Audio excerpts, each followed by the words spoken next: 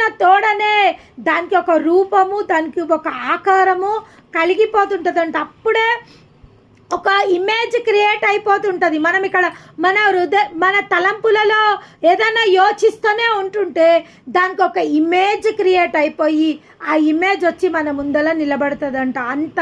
అంత పవర్ఫుల్ మన thoughts. Our thoughts are so powerful that they can create the image. మన తలంపులు ఒక ఇమేజ్ని క్రియేట్ చేస్తారు. చాలామందికి ఏం చెప్పడం జరుగుతుందంటే వాక్యంలో ఏం చెప్తారు, వీక్ శామ్ స్ట్రాంగ్. బలహీనుడు ఏమనుకోవాలంట, నేను బలవంతుణ్ణి, ఈ రోగం నన్ను ఏం చెయ్యది, ఈ రోగం దేవుని మహిమపరచనికే వచ్చింది కానీ నేను సావను, సజీవుడనై యెహోవా కార్యములను వివరించదను. ఒక రోగి ఈ విధంగా పలుకుతుంటే ఒక ఇమేజ్ క్రియేట్ అయిపోతుంది. ఆయనకు ఆరోగ్యవంతుడై